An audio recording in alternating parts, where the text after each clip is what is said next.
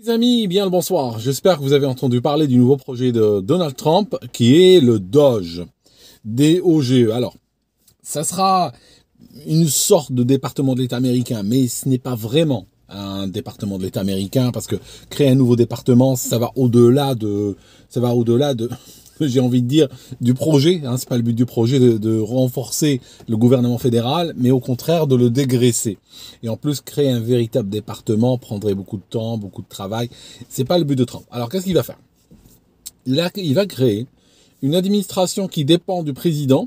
Elle sera mise sous la houlette de Elon Musk, donc le président de Tesla, SpaceX, Twitter, ce qu'on appelait Twitter anciennement, X. Et puis Vivek, pardon pour la prononciation, son nom de famille, j'aurais jamais le prononcer correctement, Ramaswamy, machin, bon, on se comprend, vous savez de qui je parle. Donc, Vivek, c'est un homme d'affaires, il a évolué dans le domaine du Big Pharma. Bon, personne n'est parfait. Il a créé un de ses hauts faits d'armes, c'est qu'il a créé une société. Je crois qu'il avait développé, je crois, un truc pour les diabétiques. Parce que j'avais lu un livre de lui, il en parlait. Et il l'a vendu. Donc, c'est comme ça qu'il est devenu un homme très riche. Et puis, aujourd'hui, eh bien, Trump le désigne, lui et Elon Musk, pour gérer ce département. Alors, c'est quoi ce département? Qu'est-ce qu'il pourrait faire? Et aussi, c'est quoi l'impact sur nous? Parce que ce qui nous intéresse chez Trump, c'est pas seulement ce qu'il fait aux États-Unis. Vous et moi, la plupart des gens qui écoutent cette vidéo, nous ne vivons pas aux États-Unis. Donc, c'est quoi l'impact sur nous en Europe? Et je pense que l'impact va être désastreux. Je vous raconte. L'État fédéral américain est un État qui est devenu extrêmement gras, extrêmement bureaucratique. Les États-Unis, qui ont été créés à la base sur une idée de la liberté d'entreprendre, eh bien la liberté d'entreprendre n'existe pas si face à toi, tu vas te retrouver avec des montagnes de fonctionnaires, des montagnes de formulaires, des montagnes de procédures qui aujourd'hui deviennent kafkaïennes. Et ça bloque l'initiative, ça bloque l'entreprise, et c'est aussi quelque chose qui, fondamentalement, parce que si vous regardez l'idée de Trump, c'est aussi lutter contre l'inflation, augmenter le pouvoir d'achat. Or, la bureaucratie, mes amis, la bureaucratie est un impôt, et l'impôt se retrouve sur le prix du produit et des services. Aussi simple que cela. Pourquoi? Parce que quand tu rajoutes à des entreprises des formulaires à remplir, des procédures pour lesquelles il faut faire de la conformité. Vous savez, il y a des entreprises, elles ont des départements entiers, des gens entiers qui travaillent à plein temps pour la conformité. Ça devient ridicule. Donc, ce coût-là de la conformité, il est perçu par l'entreprise comme un impôt. Et il est passé intégralement au consommateur. Donc, plus tu as de fonctionnaires, plus tu as de procédures, plus tu as de lois, de régulations, plus le produit final coûte cher. Parce que dans le prix du produit, il y a tout le travail nécessaire en amont pour s'aligner avec les régulations imposées par les bureaucrates. Donc, tu vois le truc, c'est quelque chose, l'idée fondamentalement est bonne. Maintenant, Vivek est un radical. Vivek, ce qu'il veut faire, il y a un tweet de lui, il veut faire à peu près la même chose qu'a fait Trump quand il a acheté Twitter. Ça veut dire, Trump, quand il a acheté Twitter, il a viré 80% des employés. Eh bien, il veut virer 80%, il a dit 75 dans son tweet, des employés fédéraux. Alors, comment il veut le faire? Il veut le faire comme ceci. Il va arriver le premier jour et dire, vous regardez votre numéro de sécurité sociale, toutes les personnes dont le numéro de sécurité sociale commence par un chiffre impair sont dehors, les autres vous restez. Le lendemain, on reprend, donc là on a statistiquement, grosso modo, on a éliminé la moitié des employés. Le lendemain, il reste la moitié et il va dire, vous regardez le début, pas la fin, le début, le premier chiffre de votre numéro de sécurité sociale. Tous ceux dans le début du numéro de sécurité sociale commencent par un chiffre impair, vous partez. Voilà. Et comme ça, il garde le quart des employés.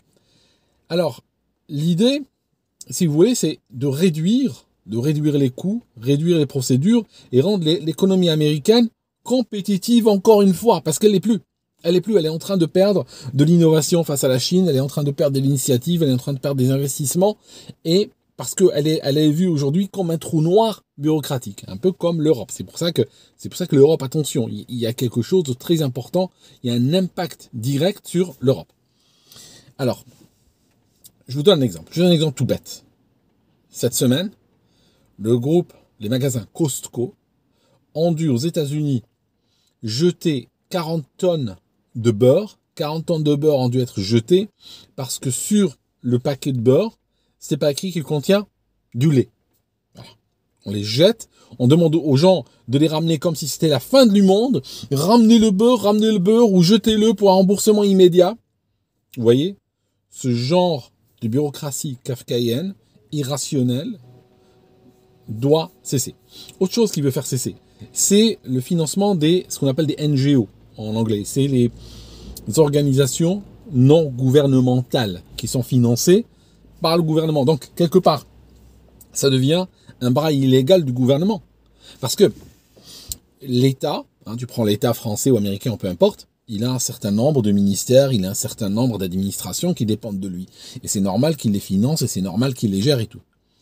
Mais quand on a des associations appartenant à des tiers, des associations qui ne sont pas gouvernementales, c'est écrit dans leur nom, elles ne sont pas gouvernementales.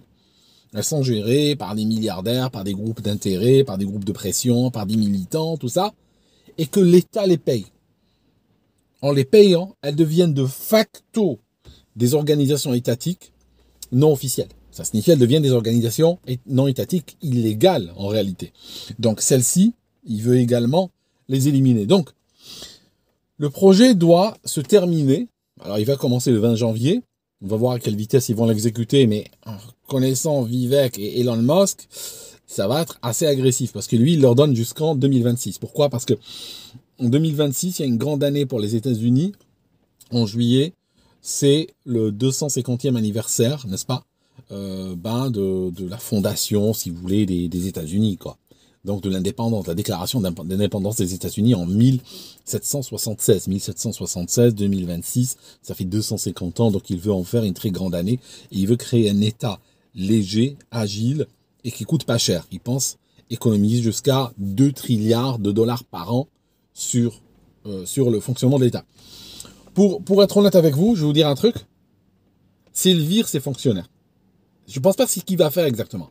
Lui, il veut les virer mani militari. Personnellement, j'ai encore un petit côté socialiste, n'est-ce pas? Bon, voilà. Ce que j'aurais suggéré, c'est de prendre le fonctionnaire, lui dire, ok, il te reste combien d'années de travail jusqu'à la retraite? 10 ans, 15 ans, 25 ans, peu importe. Combien d'années il te reste? Combien tu touches par an? On te donne un chèque tout de suite, correspondant à l'intégralité des salaires que tu aurais reçus jusqu'à ta retraite. Ça signifie qu'en fait, on est en train de te payer pour ne pas travailler. On te donne l'argent. Tu pars maintenant, tu rentres chez toi, tu trouves un travail, tu fondes une compagnie, tu vis comme tu veux. Et on t'a pas lésé parce qu'on t'a garanti l'intégralité de ton revenu jusqu'à la fin de ta carrière. Ou de ton contrat avec l'État. Eh bien, malgré tout, malgré la facture qui risque d'être lourde, l'État, la population, le pays, la nation seraient gagnants. Comment cela? Parce que très souvent, les bureaucrates ont un effet, ont un dégât qu'ils commettent, qui dépasse très largement leur salaire. Ce n'est pas seulement leur masse salariale qui est le problème. Je dirais même que leur masse salariale, c'est une infime partie du problème, du coût qu'ils occasionnent sur la société de manière générale. Parce que quand c'est des bureaucrates qui vont te faire fuir les investisseurs, qui vont te faire fuir les têtes, les gens intelligents, qui vont te faire fuir l'initiative, les flux financiers, la création, les emplois, tout ça, franchement, leur salaire, c'est peanut. Leur salaire, c'est rien. Si tu les payes pour qu'ils partent, tu es gagnant. Donc, l'idée, si vous voulez, c'est de créer un État léger, facile, qui fonctionne. Au lieu d'avoir un État dont chaque régulation, tu prends n'importe quelle agence fédérale, elle a pondu des régulations énormes, qui tiennent dans des volumes et des volumes. Il faut des experts. Il faut des experts dans chaque domaine pour pouvoir parler, des experts qui coûtent très cher, et les entreprises croulent sous cette bureaucratie. Je vous rajoute aussi un problème par rapport à ça. C'est le problème du déficit démocratique, parce que le peuple va élire des gens, des élus. Ces élus vont, par exemple, faire passer des lois, n'est-ce pas? Mais les lois aujourd'hui qui sont passées par des élus sont minoritaires par rapport à des lois, des régulations bureaucratiques. Alors c'est vrai que le bureaucrate ne peut pas sortir une loi. Il n'y a pas un bureaucrate qui va dire, bon, je crée une loi.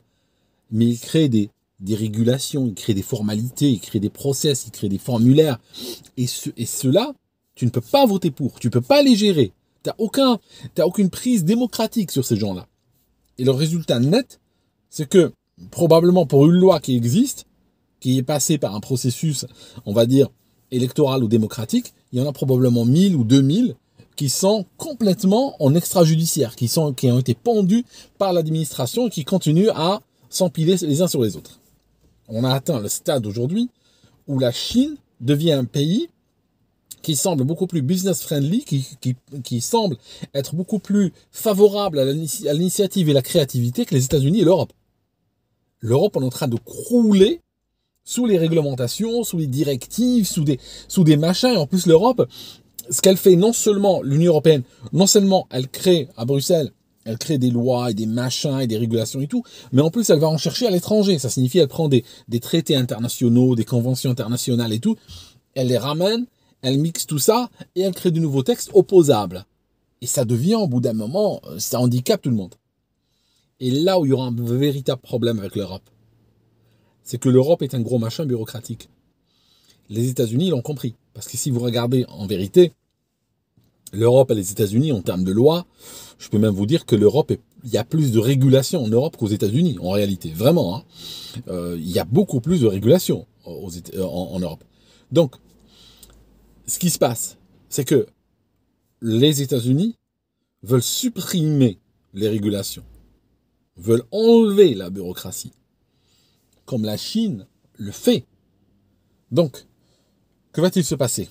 Quand on regardera la planète, quand on regardera le monde, il faut savoir que les forces de l'argent, les investisseurs, eux, n'ont pas de fidélité ou d'attachement à un pays particulier. Ils regardent les juridictions, là où ça les intéresse, sur le plan fiscal, par exemple, ou sur le plan des lois, des régulations, tout ça.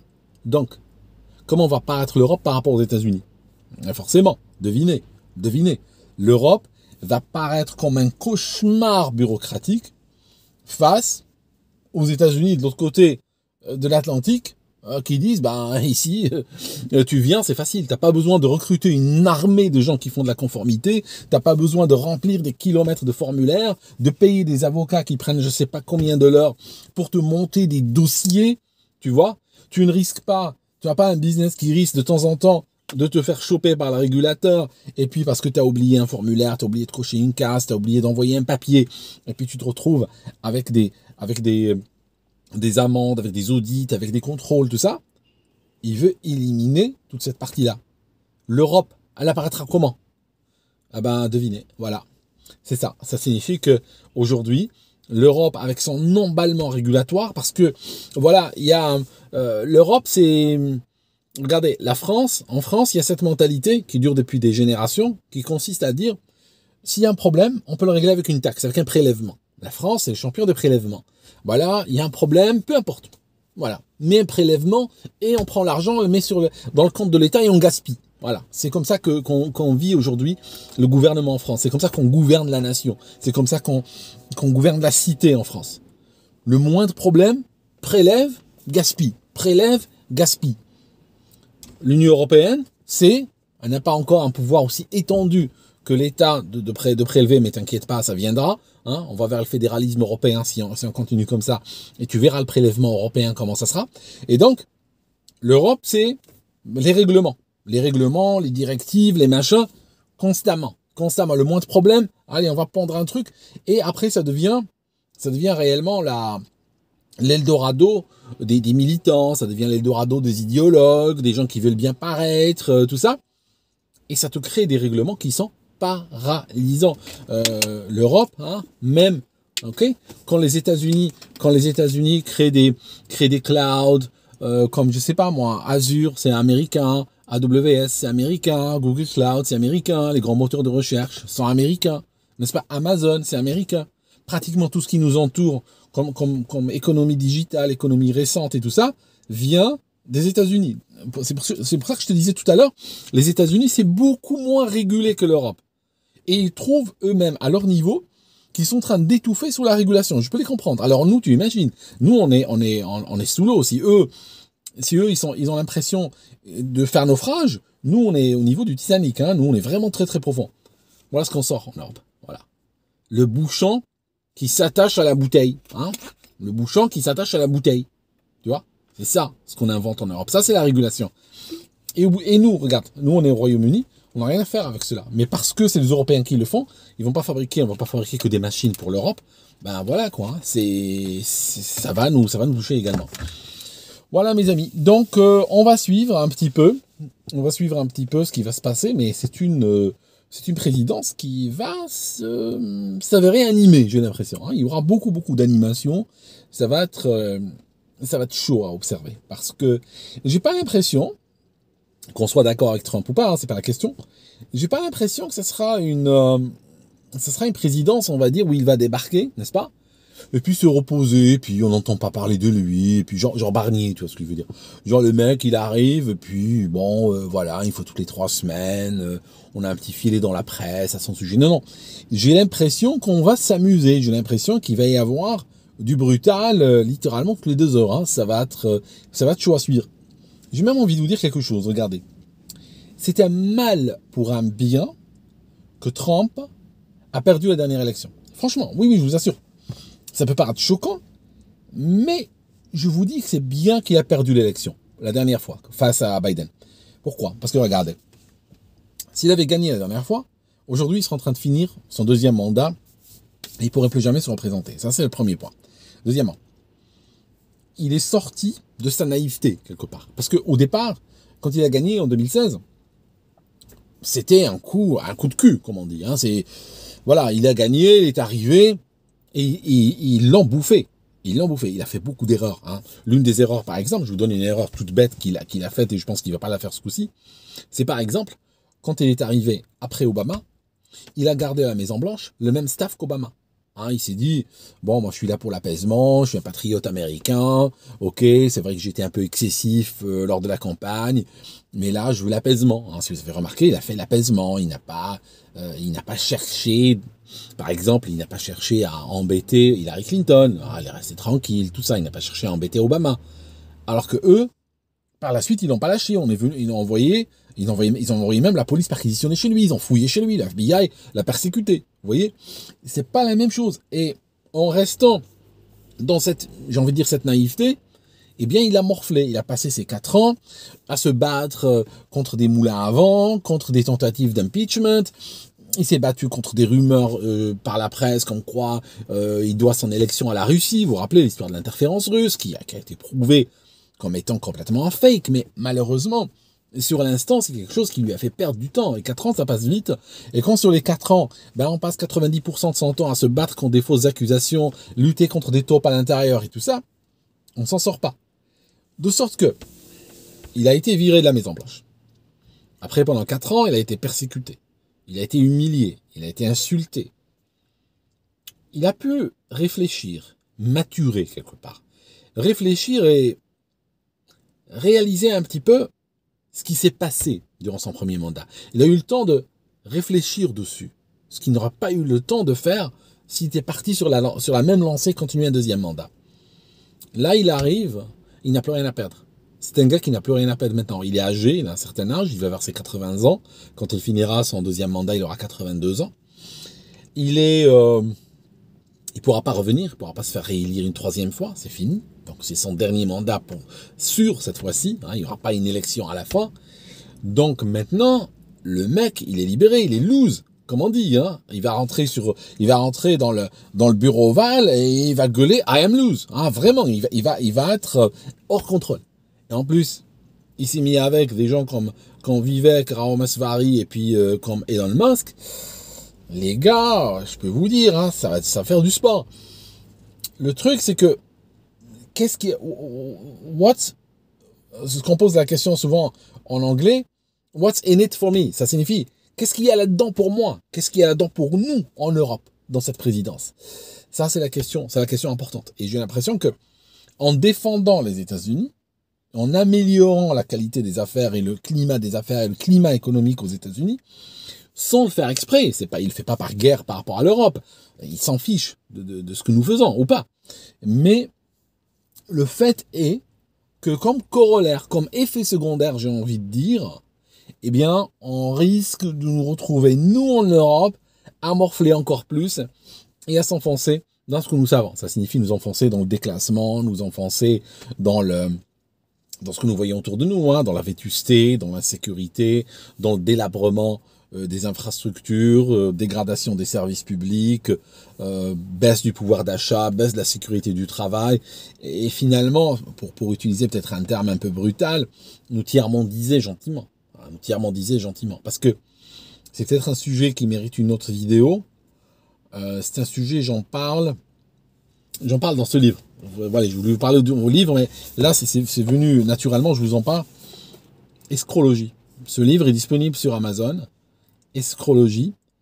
Et dans ce livre, il y a un chapitre où je parle d'une chose que j'aimerais partager avec vous. C'est que l'Europe, avant la révolution industrielle, si vous regardez avant la révolution industrielle, j'ai décrit la qualité de la vie en Europe, c'était la misère noire. Honnêtement, il n'y a pas de que nul ne se glorifie. Je suis pas là, c'est pas pour c'est pas une critique ou une insulte oblique ou autre. Non, franchement, juste un fait historique. C'était la misère. C'était vraiment la misère. Pourquoi? Parce que c'est un continent. L'Europe a quelques défauts. Bon, elle a des qualités hein, que chacun peut constater. Il y a de l'eau douce, par exemple. Ça, c'est extraordinaire pour construire une civilisation. D'ailleurs, tu regardes les plus grandes villes, Budapest, Paris, Londres, elles sont où? Elles sont au bord de grands fleuves, elles sont au bord de l'eau. Donc, l'eau douce est plus importante. Dans une civilisation, donne-moi de l'eau douce et garde ton pétrole, quelque part. L'eau douce, très importante. Le climat est glacé, le climat est froid. L'Europe est un continent pluvieux.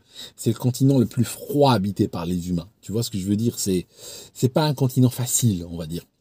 Donc, c'est un continent où la population a vécu dans la misère pendant très longtemps, pendant des siècles. Un artefact que je cite dans le livre Escrologie, un artefact, c'est par exemple, les Suisses vendaient leurs garçons vigoureux, les vendaient comme mercenaires à travers l'Europe.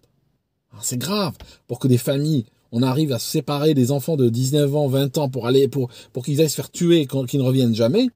Hein, c'est qu'ils ont atteint un niveau vraiment très difficile. Il y avait de la misère partout. Je veux dire, c'était le cauchemar. Il faut que je fasse une vidéo où j'écrive même un livre pour te parler de la misère européenne. Il faut que tu réalises ce que c'est. Après, il y a eu la révolution industrielle. La révolution industrielle, bon, elle a des hauts et des bas, on peut critiquer certains aspects, mais en même temps, elle a créé l'Europe d'aujourd'hui. Elle a créé l'Europe qui nous permet à chacun de vivre mieux qu'une grande partie de l'humanité, n'est-ce pas? Et aujourd'hui, on est en train de revenir là-dessus. On est en train de revenir là-dessus. On est en train de revenir sur les acquis de la révolution industrielle. On est en train de nous désindustrialiser. On est en train de développer une phobie à l'utilisation de l'énergie. On est en train de créer des taxes, des réglementations qui empêchent de créer des entreprises, d'ouvrir des usines. Même les fermes sont aujourd'hui attaquées. Ici au Royaume-Uni, ils sont en train d'attaquer les fermes. Ils ont créé une taxe d'héritage de succession sur les fermes pour que les familles ne puissent plus garder leurs terres agricoles. Que lorsque le propriétaire meurt, sa famille soit obligée de vendre, que par exemple l'État les rachète, et déjà ça a été suggéré qu'on installe des éoliennes dessus. Made in China, qu'on les ramène, on met un socle en béton et on installe et on fait tourner. On est en train de virer complètement psychopathe, mes amis. Vraiment en train d'être géré par des psychopathes, par des idéologues complètement déconnectés de la réalité et complètement emballés en fait. Et si on continue comme ça, on finira un jour, ça sera la Chine, ça sera la Chine de 1957, pas la Chine d'aujourd'hui. Ça sera la Chine de Mao, ça sera la Chine qui avait par exemple exigé de ses fermiers qu'ils arrêtent de travailler dans les champs et qu'ils fassent de l'acier. Et finalement, ils n'ont eu ni la bouffe ni l'acier. Ils ont eu 50 millions de morts minimum par famine. C'est vers où on risque de finir. Ça signifie qu'il y a un monde, il y a une donne qui est en train de se redessiner. Les Américains ont voté pour leur propre camp. Les Américains, ce qu'ils auraient pu faire, ils auraient pu faire plaisir à Madonna, ils auraient pu faire plaisir à Jennifer Lopez et sacrifier leurs propres enfants. Ce que les Européens auraient fait, les doigts dans le nez. Ce qu'ils auraient fait allègrement. La majorité des électeurs français, mes amis, je parle pas de vous, vous vous informez, vous regardez un type dans sa voiture, vous êtes des gens qui vont à des sources alternatives, vous êtes éveillés, mais malheureusement, la majorité de vos compatriotes ne le sont pas. Et la majorité de mes compatriotes ici ne le sont pas. Ils ne sont pas éveillés. C'est des moutons. C'est des gens qui préfèrent priver leurs enfants de nourriture ou d'emploi ou d'études ou de santé pour faire plaisir à une célébrité qui vient à la télé appeler pour voter pour tel ou tel candidat. C'est pas du tout le même niveau, on va dire, aux États-Unis. Aux États-Unis, ils ont, malgré que, je dirais que, je vais peut-être un peu brutal, Je dirais que pour avoir fréquenté les Européens et les Américains, l'Européen moyen te semble plus cultivé que l'Américain moyen. Et let's face it, on n'est pas, encore une fois, c'est pas des critiques, hein, que personne ne se glorifie, on est juste en train de parler. Et c'est pas, ce que je dis n'est pas scientifique, ce que je dis c'est juste un constat au cours d'une vie, tout simplement. Mais malgré tout, quand il s'agit de fondamentaux, les Américains sont beaucoup plus enracinés sur les fondamentaux, sont beaucoup plus conscients de leurs droits, sont beaucoup plus conscients de ce qui est important, de ce qui est secondaire, en la valeur de la famille, en la valeur de la nation, avec le drapeau très souvent qui flotte sur devant la maison, tout ça, c'est pas une image d'Épinal, c'est une image bien réelle. Ils ont cette fierté d'être américains. Et ceci les sauve. Hein, quand tu as une Jennifer Lopez ou une Madonna qui vient voilà, se déhancher sur un plateau et leur dire de voter contre leur propre intérêt, là où les Européens l'auraient suivi, les Américains ne la suivent pas. Voilà, c'est ça. Et j'aimerais bien qu'un jour ceci se déclenche chez les Européens aussi, chez les Français en particulier. Qu'un jour ils apprennent à voter pour leur propre camp. Voilà. Merci mes amis d'avoir écouté cette vidéo ici, jusqu'ici, n'est-ce pas? C'était une vidéo sur le Doge à la base. Hein. On va voir quelle forme il va prendre. Mais ouais, ça va twister. Voilà mes amis, merci d'avoir écouté cette vidéo jusqu'ici. Je vous rappelle le livre Escrologie disponible sur Amazon en papier ou en Kindle. Le livre On n'a jamais marché sur la Lune, disponible également. Je suis en train d'écrire une version élargie. Une version un peu là où Trump est en train de dégraisser, moi je suis en train de graisser. Parce que beaucoup de gens ont posé des questions, énormément de conflits, des questions, des machins, des critiques, tout ça. Mais il y a des chapitres que je suis en train de rajouter. Tout simplement parce que c'est des questions à l'avant desquelles j'aurais pu aller quand j'écrivais le livre, mais j'ai voulu être raisonnable hein, dans la taille du livre. Mais finalement, je me dis, il y a des questions très valables, très légitimes, qui méritent peut-être une considération particulière, des chapitres pointus, hein, quand par exemple les gens disent, oui, Chandrayaan, la sonde indienne a photographié des restes d'Apollo, tout ça. Bon, c'est un argument qui vaut strictement rien, qu'on balaye juste comme ça du revers de la main, mais il a un chapitre dans une nouvelle version.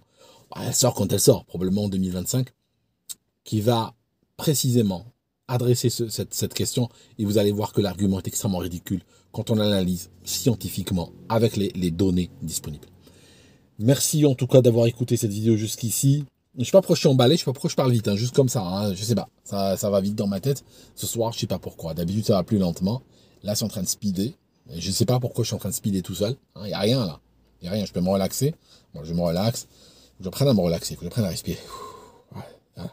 Pas de stress, ça va, tranquille, il n'y a pas le feu au lac, hein, tu vois, regarde, tout va très bien, voilà, personne ne te court derrière, ok. Merci mes amis, on se voit dans une prochaine vidéo.